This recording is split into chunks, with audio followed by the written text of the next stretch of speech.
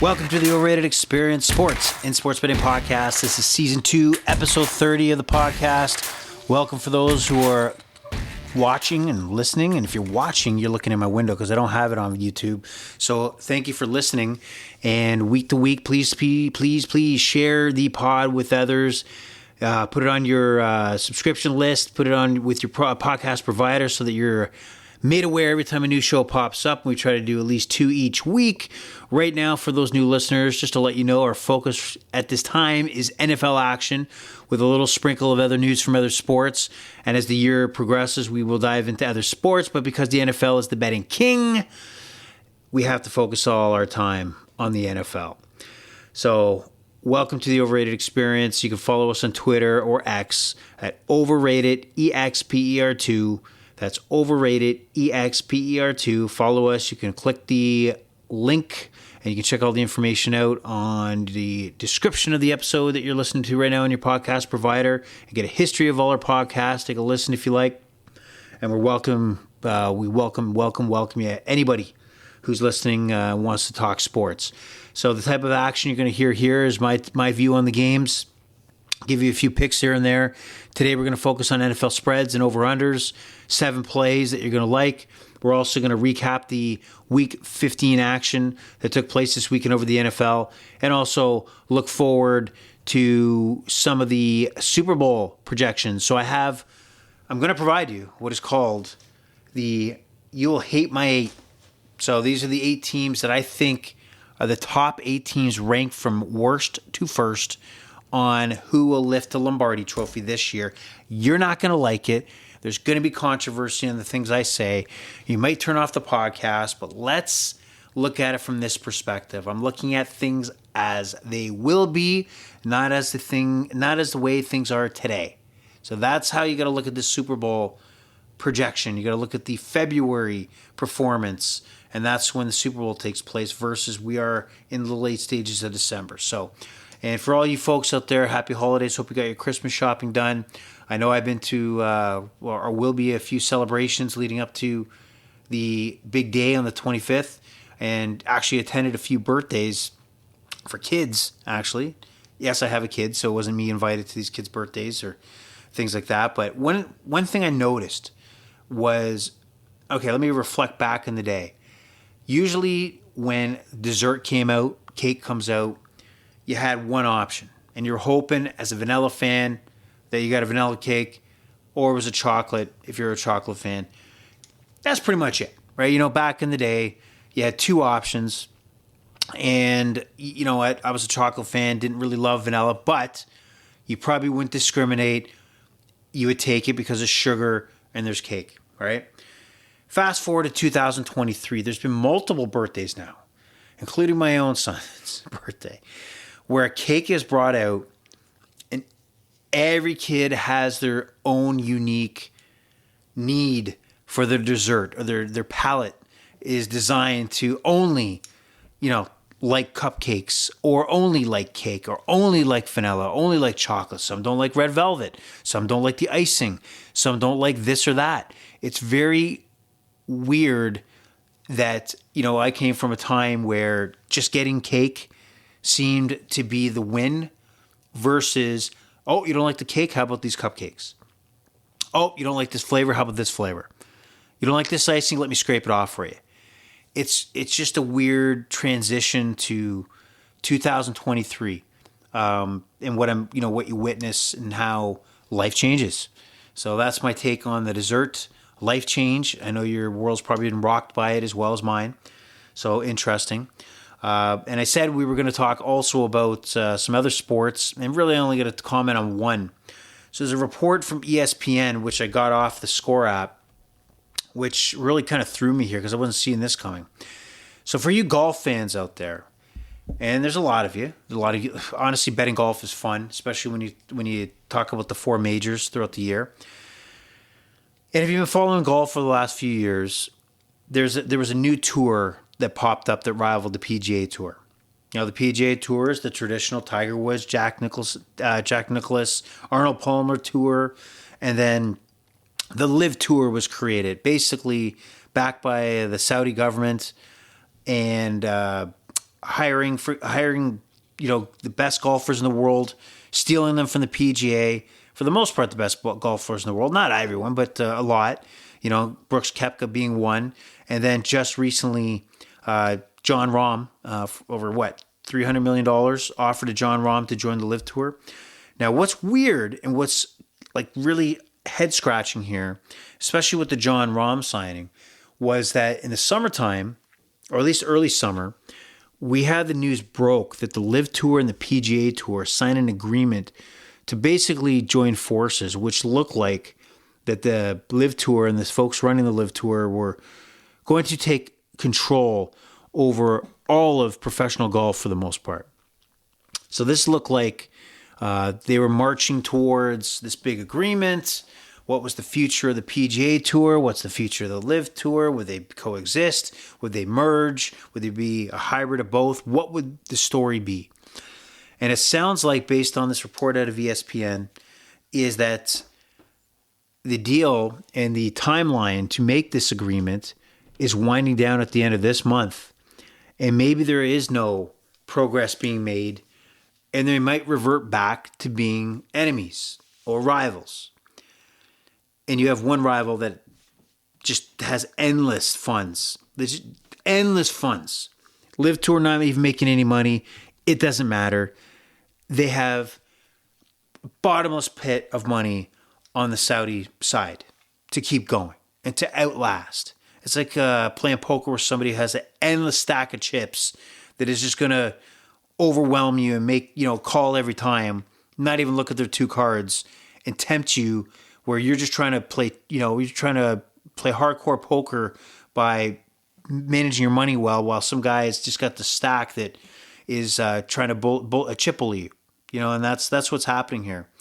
But anyways, so that's why the story of Jon Rahm really stood out to me. Why are they still providing bags of money for guys when this tour is going to come together? I don't get it.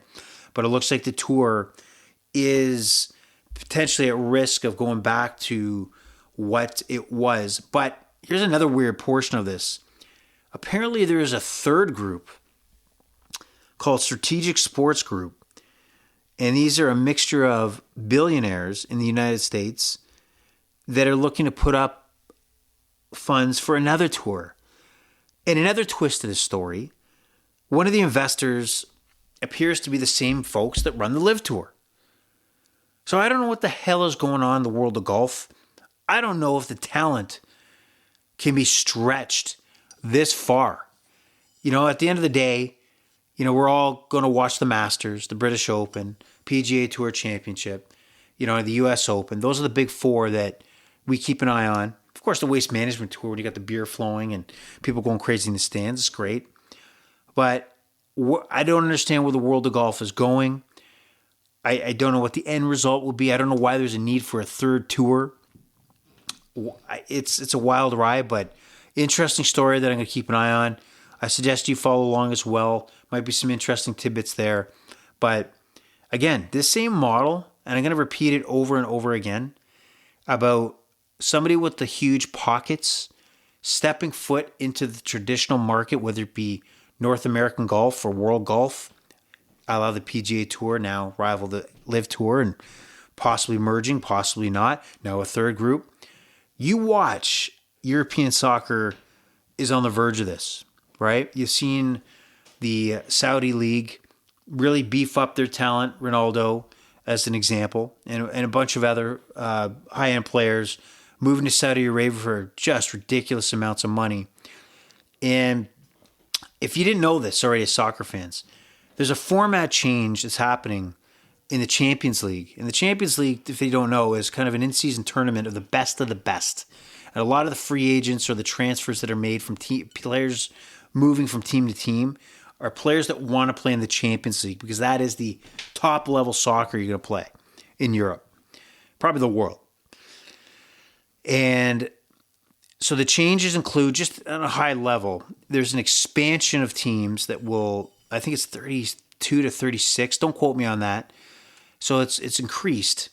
And the format's changing, that where it's, you play a certain number of games and you finish in the group, and the one giant group versus several groups.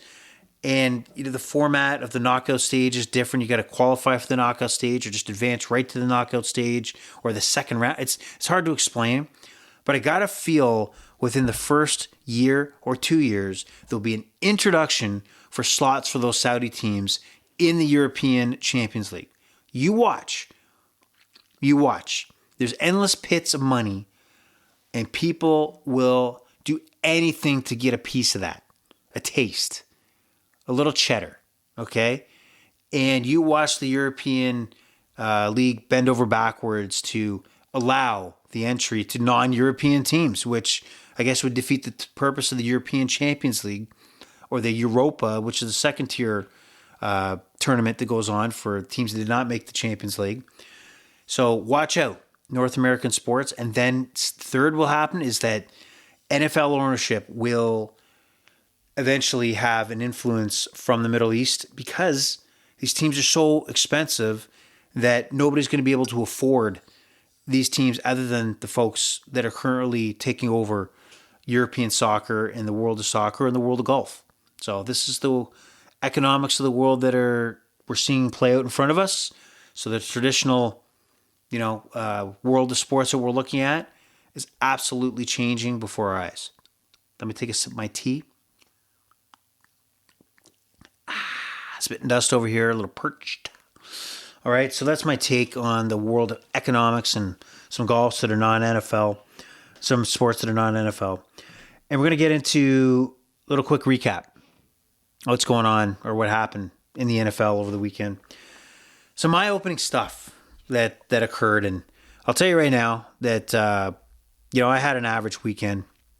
I'm going to tell you after I go through the recap, I had to step back and recognize some of my betting flaws and bad habits that I continue to have that stop me from being the pro gambler that you see so much online and all these folks that actually make a career at this and move to Vegas and do the big time.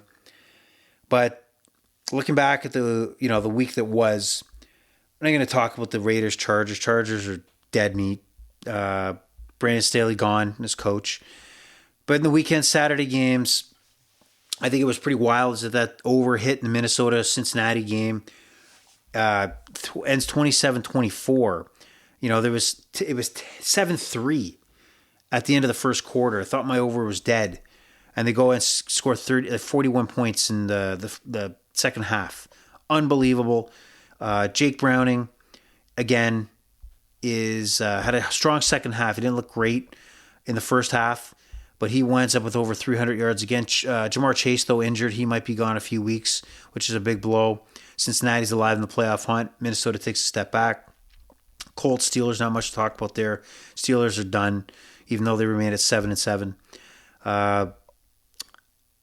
Denver Broncos, Detroit Lions. I think we're starting to see what this guy has been talking about is Russell Wilson is very generic back there as a Denver Broncos quarterback. And again, he's playing average at best, but he has a lot of flaws. He looks like a guy that's aged 10 years back there from his days in Seattle. He's slow. He makes bad decisions. He can't secure the football. So I don't think he's the big long-term picture despite his huge contract for the Broncos. And the way Sean Payton chewed him out on the sideline, if you've seen that, and if you haven't, take a look. It's telling me that he knows that if a better option comes along, because they're not in a position to get one of those top-flight quarterbacks unless something slips in the draft. And believe me, if that happens, Sean Payton's going to think of the predecessor to Russell Wilson. So here we go. Going into Sunday, some big games. Dolphins crushed the Jets. I know Zach Wilson left due to an injury, but he was never going to succeed in Miami. He had a fool's gold game against the Houston Texans, a week earlier, and he sucks. He sucks. Every other team in the NFL seems to have found at least a little success with not even just one, but multiple backup quarterbacks that they unexpectedly had to throw in there due to injury, season-ending injuries to many of the quarterbacks that they started with. And the Jets seem to be the one that cannot find a successful candidate to even carry this team, which has loads of talent both on the defensive and offensive side of the ball. But they can't find a quarterback or a game plan that actually puts them in a position of success. Their season's over. They've already been eliminated from the playoffs. Aaron Rodgers has taken a step back as far as, I'm going to play this year. Doesn't look like that's going to happen. And Zach Wilson may play this week, but Trevor Siemian most likely is going to be the guy that's playing. But Jets, I said this again earlier, and I'm trying to look for the positives. A lot of things I said earlier last week that did not come to fruition. I got smoked when it came down to kickoff and the results. But what I'll say here is that when you look at the 49ers, and they had Trey Lance, 4th overall pick, same guys, John Lynch, Shanahan, they had to make a decision. Who am I going with, Brock Purdy, or am I going to stick with the guy we traded first-round picks for to move up to get Trey Lance? They made the decision that because they felt they were going to win with Brock Purdy and he fit better with his team, Mr. Irrelevant, they were going to go with him versus Trey Lance, and they moved Trey Lance on to Dallas. That took balls. That took conviction to believe in and not stick with. Somebody said, hey, it did not work. Our move did not play out the way we intended. We have to go another direction. That's what they did. The Jets did not do that. They decided to stick with Zach Wilson as long as they possibly could until finally Robert Saleh had to pull the plug on him and then put him back in. But they waited way too long, and somebody's got to burn for that decision in New York. All right, let's see who else. Let's say that worth talking about. Giants go back down to reality, losing 24-6. And Tommy DeVito. Did you hear about the story about, he's supposed to sign autographs at some restaurant. I think it was a restaurant. And then his agent doubled the price of the restaurant to secure Tommy DeVito. And then he shows up anyway. I'm hearing like Darren Ravel tweeted, what a guy. He shows up and for free to sign autographs. And then I'm seeing another report of Tommy DeVito charging $800, or the place that he's signing autographs charging $800 per autograph. And apparently Alex Verdugo, newly traded from the Boston Red Sox to the New York Yankees outfielder, was one of those guys waiting in line, or somehow made aware of this and tweeted about it. First of all, anybody who's actually waiting in line for a free autograph from Tommy DeVito, get your head out of your ass. What are you thinking? Tommy DeVito is going to be a footnote. Oh, that guy with the funny-looking agent dressed up like, traditional, stereotypical Italian mafia kind of stuff. Why would anybody pay $8, much less $800? Give your head a shake. And maybe because you will pay $800 for Tommy DeVito's autograph, maybe he should take your money. Maybe I don't feel sorry for you. God, you got to be an idiot to stand in line for Tommy DeVito. He'll be irrelevant by this time next year. Falcons lose 9-7 to the Carolina Panthers. They had a shot, or still technically have a shot, in the division there, weak division, the NFC Central, or South, sorry, and NFC South. And they go into Carolina and choke against the Carolina Panthers. The Panthers didn't even score a touchdown. This tells you everything you need to know about Arthur Smith, head coach of the Atlanta Falcons, and what he brings to the table. Can't lead a team into Carolina. They can't score touchdowns and points. But you put up 7. Again, don't use Bijan Robinson, your early first round pick. Ritter throws a inexcusable interception. Desmond Ritter does late in the fourth quarter. That he's like, if you watch this replay, they're in field goal range as it is, and he's rolling left and he tries to go across the field and gets picked off. Like, that's not what an NFL quarterback does. Okay, and that just cost them big time. But for their coach, Arthur Smith, not to have them prepped to score at least 20-something points against the Panthers, knowing that the Panthers have a tough time getting points on the board, inexcusable, fireable, and it's time to go. He's not your guy.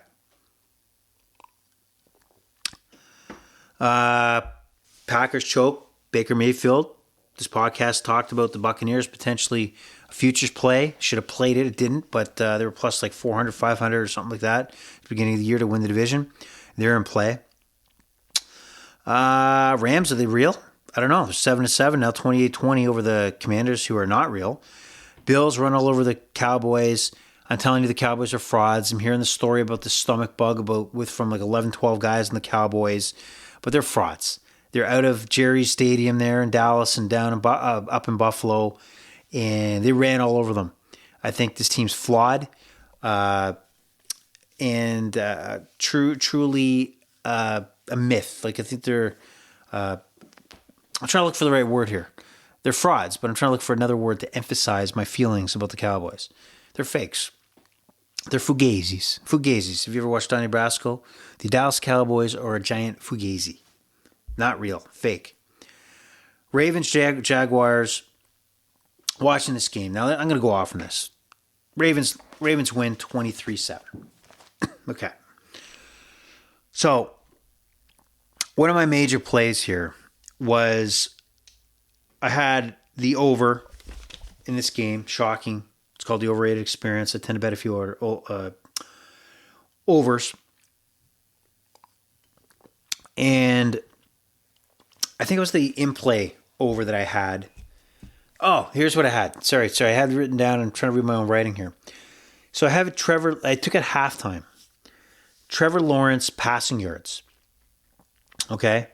Trevor Lawrence passing yards over 270.5. So he's got 160-something at this point at the end of the first half. And first of all, a complete moron. You know, the Jacksonville Jaguars move the ball downfield late, going to steal some points in the first half. Lawrence Jackson went up to Zay Jones on the 5-yard line. You know, they got enough time to maybe get a few plays, tosses in the end zone before they got to settle for the field goal, but they got no timeouts. But you have first down. You probably have a max 2 plays before you got to go to the field goal. Excuse me. So what do? Well, any high school team would know to spike the ball, stop the clock, but instead he throws a 5-yard out and, tackled in bounds, half over, no points for the Jaguars. What is going on? This is your job. You collect a paycheck with some semblance so you know what you're doing. That's inexcusable and a red flag. I give Trevor Lawrence credit for being, fighting through injuries. He's probably going to be the franchise big money payout quarterback for the Jaguars. But man, you're this low hanging fruit mistakes. The fumble earlier in the quarter, like unbelievable without being touched. These are shooting yourself in the foot mistakes that are unacceptable. Self-induced issues. But here's my problem about this game. Yes, I had a parlay going based on the second half, which took the over 40, or was it over 41.5, I think it was. Or what is it? I think it was 30, I think it was 39.5 or something, whatever it was. I can't do my math right now. So 36.5, I think it was. 36.5 was my over-under, plus I had the Trevor Lawrence yards over 271. Or it had to be 271 or more, so 270.5. Opening third quarter, what was it, a 60-yard touchdown pass by Trevor Lawrence? So right now, early third quarter, he's sitting at 260-something yards. No, he's sitting at 230 yards at this time. All I need is 41 more yards. For a team that's trailing, it should be jacking the yards up here. So we go down to the play at the end there where the Jacksonville Jaguars are hanging in there. They're in the red zone and passing to the end zone. Ridley grabs the ball, juggles it. The referee's waving it off. All right, take a look at the replay. Decision's got to be made. Do you challenge? Does Doug Peterson challenge? Not challenge? Does he burn a timeout? He needs a timeout. They're down by 2 scores. What do you do? Replay tells you that it's worth challenging, right? So it looks like he gained control.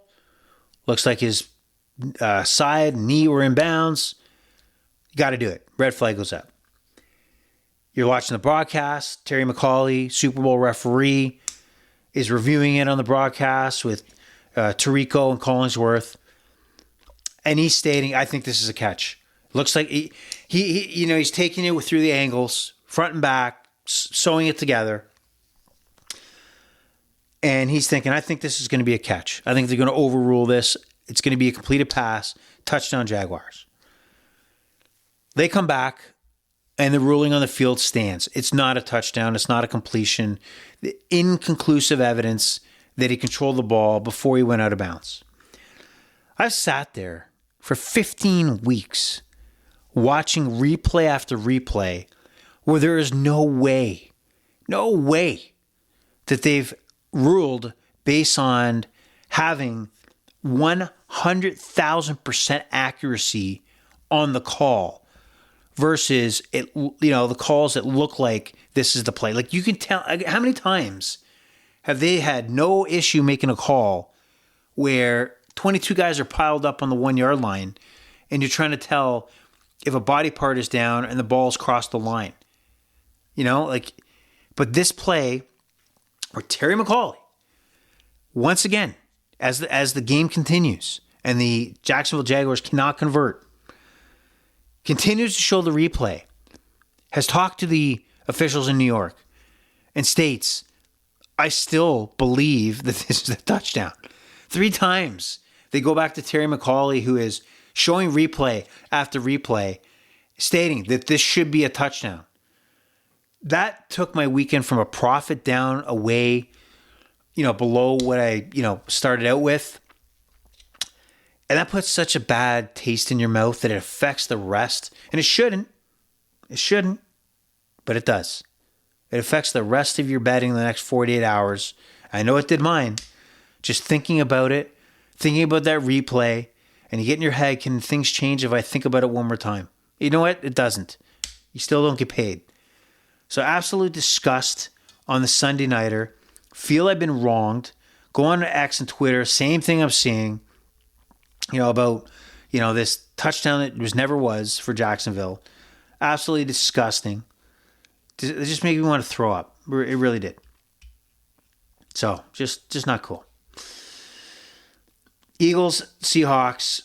All right. So, Monday nighter, another game that ended differently than I thought. Right away, I don't know why. It's still stupid. I didn't want to take the under. I took the over, which was a mistake to begin with. But you know what? I could live with it as far as the first half goes. But when I bet on the second half and I take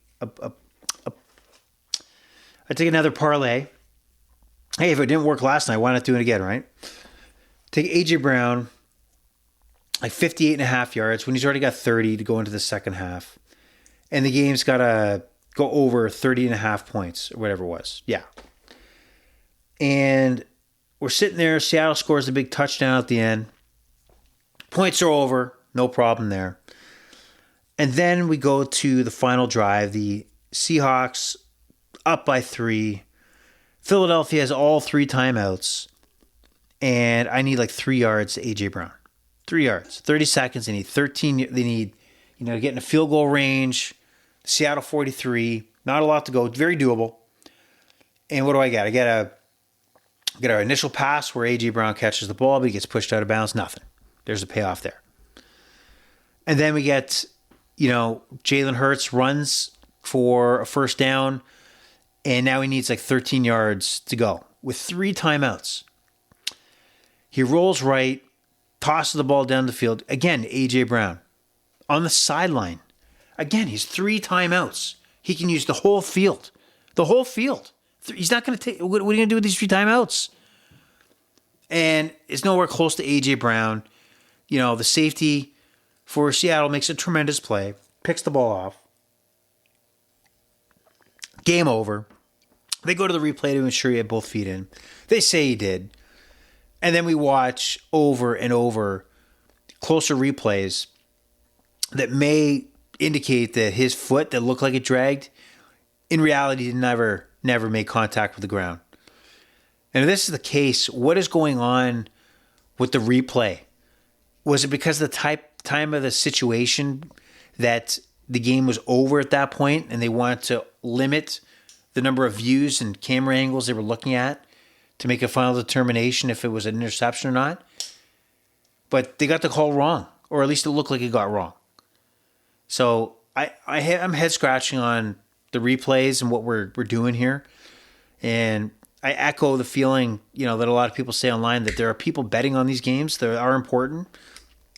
And if these leagues want to promote and make money off of that, they have to recognize that, the gambler out there is the one watching, the one spending time on all these games. So I'm very disappointed in that. That's my roller coaster ride. But some of the bad habits that I'm going to continuously have, and I got to shake, lack of patience. I have zero patience. I want to get going. Let's go. Let's go get the next play. I don't even want a commercial. I don't, like injuries. Frustrate the hell out of me. That's a mistake.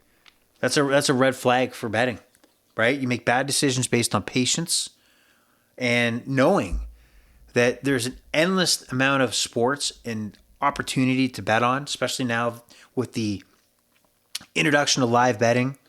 You're not missing a kickoff. You are, but you can get back in the game if you need to. Patience is absolutely critical. I don't have it, and it's showing, and I got to get better at that for sure if I want to see success.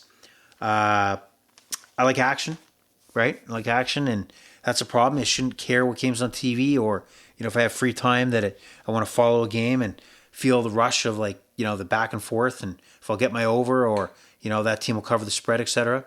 That is bad. And also the thought, if I don't place a wager, that I'm missing opportunities to increase my bankroll. But in theory, the idea, if I'm making a wrong pick or randomly just throwing things out there, I have just as much opportunity, but really more of an opportunity to decrease the bankroll and have to play catch up even more. And so those are some mistakes that I have to look in the mirror and say, that's what I'm making. I don't know if you guys feel the same way, but if you do, hit me up on Overrated Experience, Overrated EXPER2 on Twitter, and let us know what your flaws are. I'd like to hear them. I'd like to share in your grief as well. So we're going to go quickly to the plays this week, and we're going to shift over. But before we do, I'm going to go to what I said, and that is the You Will Hate Me 8 Super Bowl teams. The teams ranked from 1 to 8, and we'll go 8 through 1, that I can see lifting the Lombardi Trophy. I'm not looking at the odds on FanDuel or DraftKings, etc. I'm looking at the KI technology, the Kyle intelligence, to make my picks, make my determinations, and think February, not December. What will the world look like when it's Super Bowl time and the realities of the playoffs hit? You're not going to like it. I'm going to tell you that right now. So I've chosen 8 special teams. Number 8, the Detroit Lions. Now, I got them 8th because I do believe that making the playoffs, potentially winning their division, is their Super Bowl. I think they're so focused on getting to the playoffs, winning the division, that I think once they do that, because it looks like they will, the balloon will be deflated somewhat, and I think they'll feel accomplished, and they'll be susceptible at some point early in the playoffs, and I just can't see the Lions playing in the Super Bowl.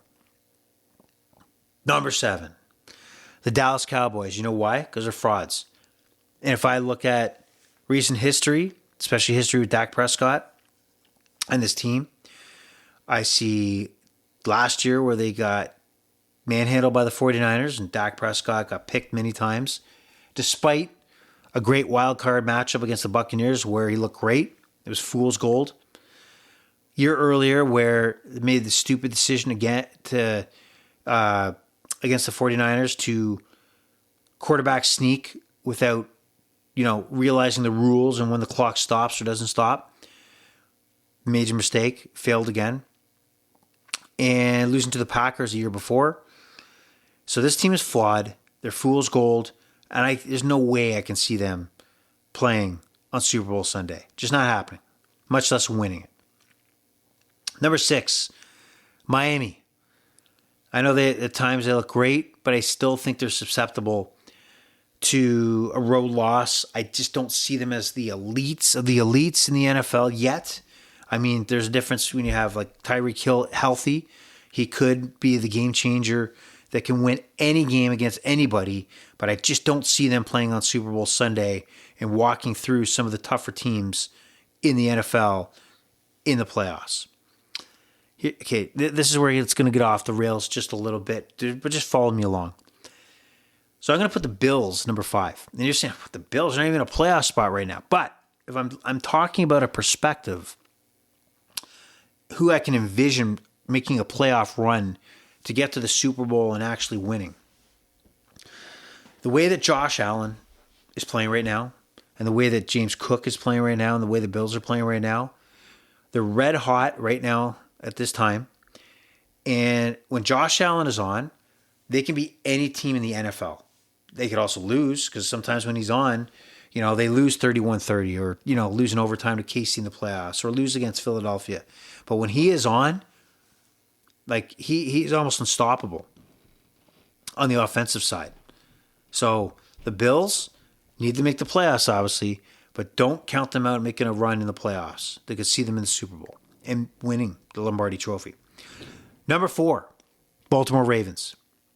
I know you're thinking, why wouldn't they be 1 or 2? Well, I'll tell you this. Here's my thinking is, can the Ravens make a run to the Super Bowl? Can the Ravens win the Super Bowl? Yeah, that's why I have it at number 4. But if you watch their offense, when things are clicking, when Lamar Jackson is pinballing in the pocket, and the case in point against Jacksonville, he's going back and forth, right to left, and he made some impressive throws. But these are still low percentage plays that a superstar quarterback like he can make. Okay, so I'm not saying he can't do it, and he couldn't string together 3 or 4 games in a playoff setting where he's just making one miraculous play after another. Absolutely. But the odds are low that he can sustain that through a playoff run. And trying to do that against, 49ers in a Super Bowl, or maybe going through the Bills, or maybe going through Miami, or going through, Kansas City Chiefs. I don't know. They can sustain that week over week in the playoffs. So I'm going to put the Ravens at number 4. Okay, I'm going to put them behind some established teams. Now, you're going to think I'm nuts on this one. I'm still going to put the Eagles at number 3. They are the lowest of the low right now. I mean, they're going through their lull. Let's remember a few weeks back, even the 49ers were down and out. People doubting their, overall potential to win a Super Bowl. So I think the Eagles are at the lowest of their low right now, but I got to believe they're going to rebound. Jalen Hurts is going to play better. I think they have a lot of weapons. I think they're going to find some answers on D.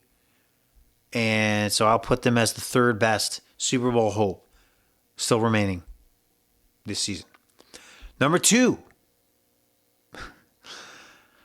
I know you're going to think this team should be number 1, the San Francisco 49ers. Well, this team right now on paper and visually and everything else is the best team in the NFL.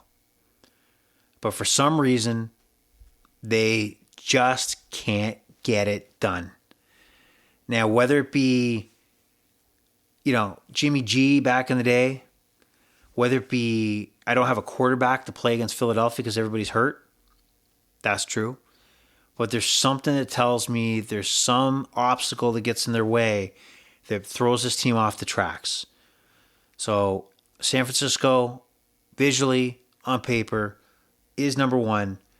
But my number 1, until the champs go away, and I know they struggled, and the receiving core is absolutely questionable, until Patrick Mahomes walks off and his season is officially over, I'm going to take KC as the favorite. He's going to work his magic. Andy Reid's going to have a game plan to maximize what they can do on offense, not what they can't.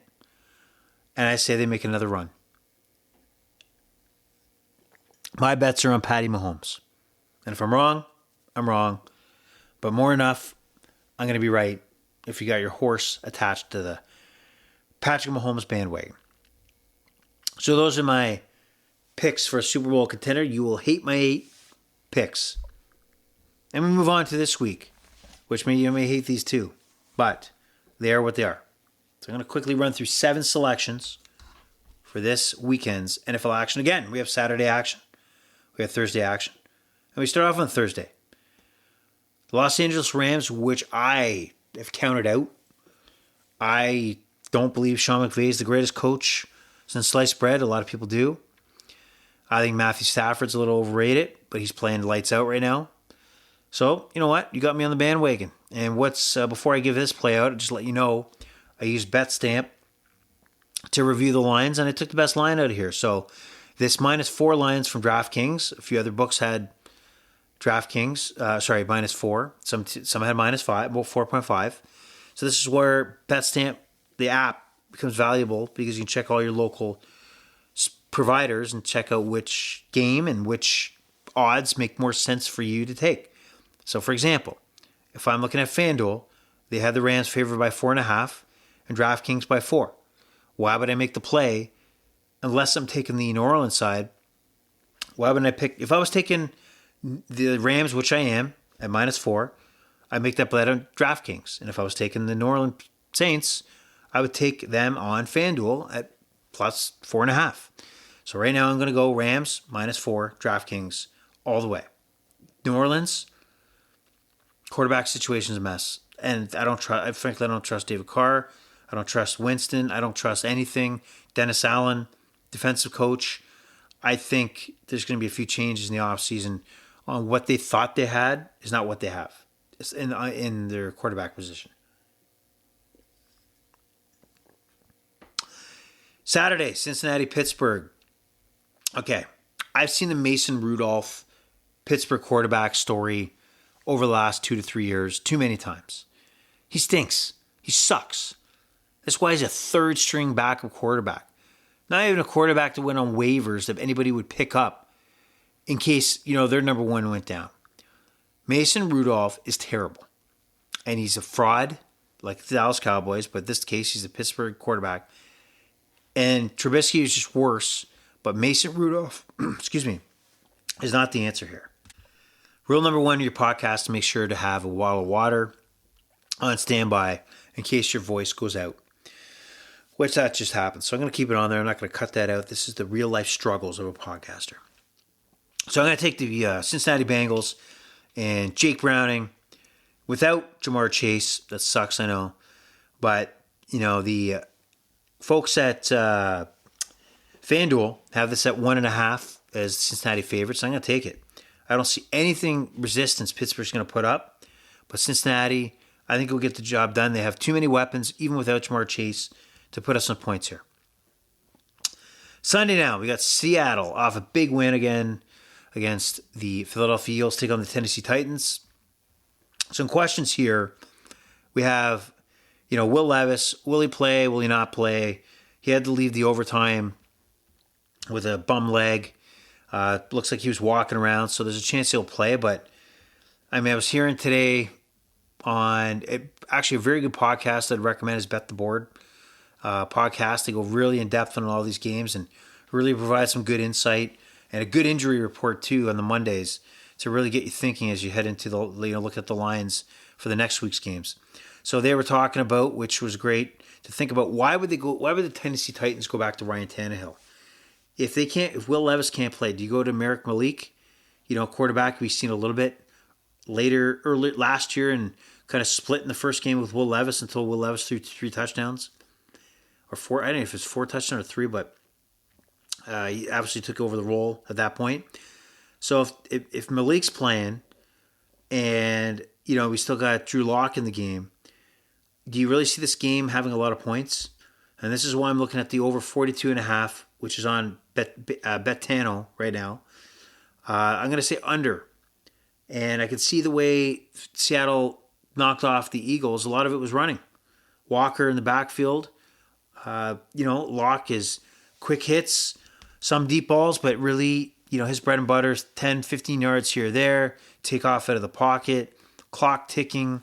And again, if Merrick Malik's playing for the Titans, I don't expect any points up by the Titans, or at least minimal points. So 42.5, I'll take the under. Green Bay, Carolina. Green Bay has really shit the bed, losing 2 straight weeks against, the Giants, and then getting crushed by the Buccaneers at home. But they're playing the Carolina Panthers. They are 4.5 favorites on FanDuel. I got to take Green Bay here, and the only taking Green Bay right now, even though they struggled the last 2 weeks, is because Carolina can't score. They can't score. And you can't tell me that the Packers can't put up at least 20 points against a team that can barely sniff the end zone. So I got to like the Packers here at 4.5.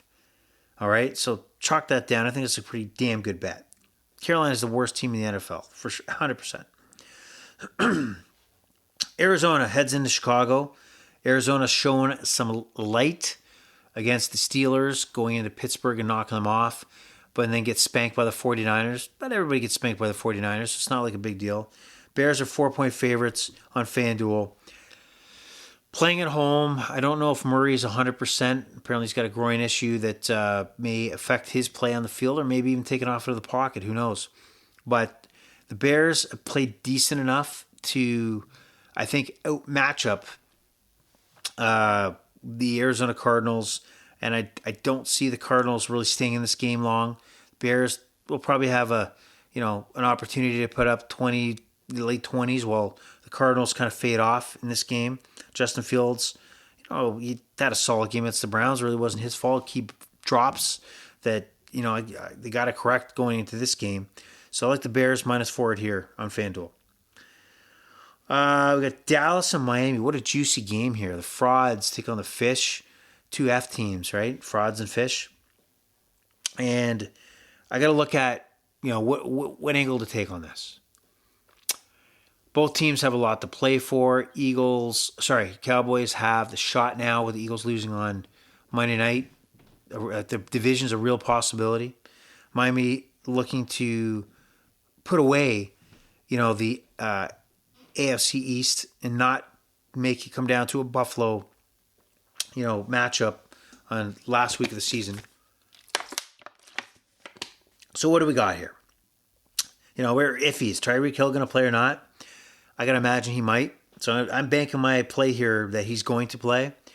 And I'm going to bank my money here that Dallas is going to show up in this one. I like the over 51 on DraftKings. I think this is going to be a track meet in the hot sun of Miami. I think that both teams are going to look to points on the board, and we might have some fireworks here at 4:25 on Sunday. How about them Cowboys? You're still frauds. I don't care if they win 51-0. They're frauds. Baltimore and San Francisco. 3 games on Christmas Day, by the way, and this is the key one, the evening game. 2 of the best teams in the NFL, but to my power rankings, as far as the Super Bowl favorites, who I see in the Super Bowl, or winning the Super Bowl. I should say that right away. Ravens number 4 and the 49ers number 2. What do we got here? We got a 5.5-point spread. 49ers are favorite. And like I said, the Ravens offense could either be clicking, where Lamar seems to he just has good. I gotta applaud some of the ways he gets off of tackles. It's like he practices those where somebody's got a hand on him and he knows he's got a strategy where to twist his body to have good leverage where he's not falling, and he can get out into open space and still throw the ball 40 yards, 50 yards down the field.